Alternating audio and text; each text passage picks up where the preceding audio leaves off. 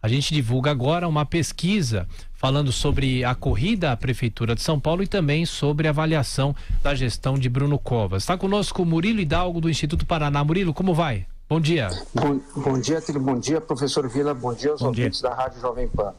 Ô Murilo, alguns números interessantes. Primeiro, a pesquisa espontânea sobre a corrida à Prefeitura de São Paulo. 76,3% respondem que não sabem quem votar no ano que vem. Ninguém, ou pelo menos os entrevistados dizem que não votarão em ninguém, 13,4%. Aí alguns nomes: Fernando Haddad, 3%, Celso Russomano, 1,3%, Bruno Covas, 1%, Geraldo Alckmin, 0,7%, Marta Suplicy, 0,7%, Márcio França, 0,6%, Paulo Scaff, 0,6%, Janaína Pascoal, 0,3%, Joyce Hasselmann, 0,2% e outras situações, 1,9%. É interessante notar como ainda falta muito tempo para a eleição no ano que vem, mas muita gente ainda, a maioria, não sabe ou citar um nome ou não sabe mesmo em quem votar, não é, Murilo? Exatamente. Se a gente analisar, mais de 90%, todos de 90% dos paulistanos ainda não sabem quem votar. A eleição, ela está praticamente a 18 meses do pleito, né? Está um pouco longe, mas é o marco inicial das eleições na cidade de São Paulo, o que mostra que a grande maioria do eleitor ainda não tem um candidato espontaneamente que se destaque. Professor Vila. Bom dia, Murilo Hidalgo. Justamente sobre o que você afirmou agora, quer dizer, nós estamos ainda, claro, um pouco distante do processo eleitoral da cidade de São Paulo, mas não há uma liderança, né, nem do atual prefeito que se destaque numa pesquisa espontânea ainda. E por que isso? Você imputa isso a quê? Que não há um grande nome hoje na cabeça do eleitor como favorito para ganhar nas próximas eleições de São Paulo. Nos próximos quadros nas estimuladas, nós vamos ver que ainda não existe um grande destaque, alguém que esteja liderando com uma grande folga. O quadro é muito embolado e, como eu te falei, ainda não existe esse nome.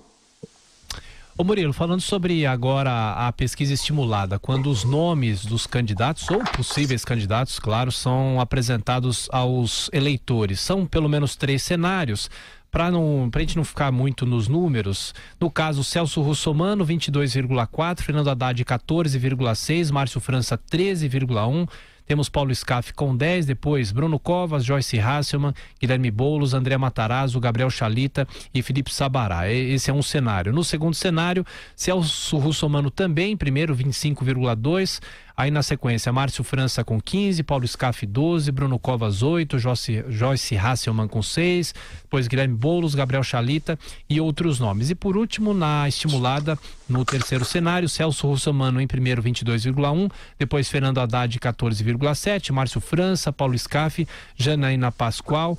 O que chama a atenção é que Celso Russomano em primeiro, mas vale lembrar que nas duas últimas eleições ele aparecia às vezes em primeiro e sempre caindo na reta final, nem chegando ao segundo turno, não é, Murilo? Exatamente. O Celso Russomano tem esse histórico de arrancar na frente e de não conseguir chegar.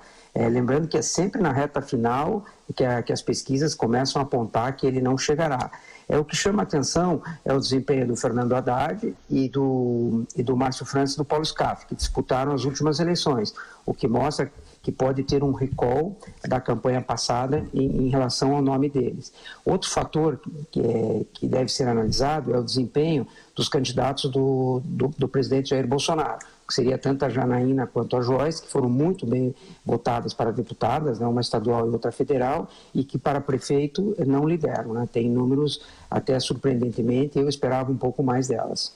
É verdade, pode ser até uma avaliação não tão positiva do presidente aqui em São Paulo, que logo veremos, né? Mas a questão que se coloca, você lembrou da lembrança, da recordação que o eleitor tem da última eleição em relação ao Celso Russomano. Se a eleição acabasse uma semana antes, começasse, melhor dizendo, uma semana antes, ele estava eleito prefeito várias vezes, né?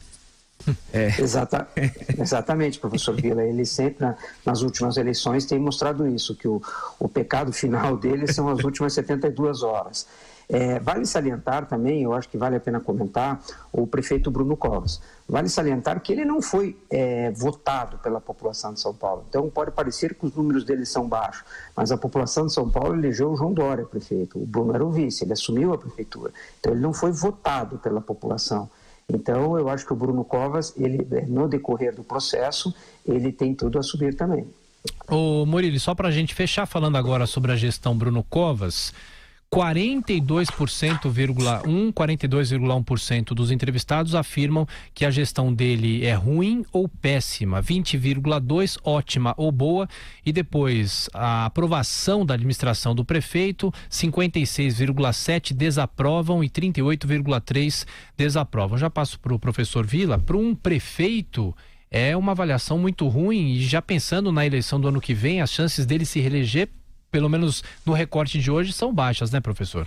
Parece que sim. Eu não sei se isso, em termos mais históricos, aí o Murilo Hidalgo da Paraná Pesquisas pode até dar uma luz aí, a iluminar um pouco isso. Se isso é mais ou menos uma praxe que ocorre nos processos eleitorais, cerca de 1 ano e meio antes da eleição, em relação à gestão de um atual prefeito quando concorre, tudo indica que ele concorrerá à reeleição, né? Porque a avaliação negativa dele, a desaprovação, por exemplo, é muito alta para alguém que pretende ser novamente prefeito de São Paulo. Novamente, como você bem destacou, ele era vice da gestão, acabou assumindo quando o prefeito renuncia, é candidato ao governo do estado, né?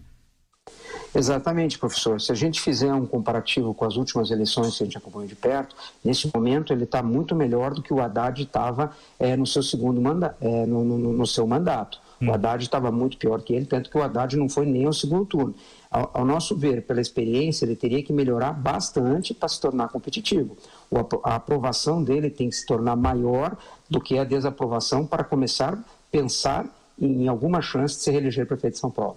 Bom, e daqui a pouco no nosso site, jp.com.br, todos os resultados da pesquisa do Instituto Paraná. Murilo Hidalgo, mais uma vez, obrigado por nos atender e boa semana. Eu que agradeço e um abraço a todos.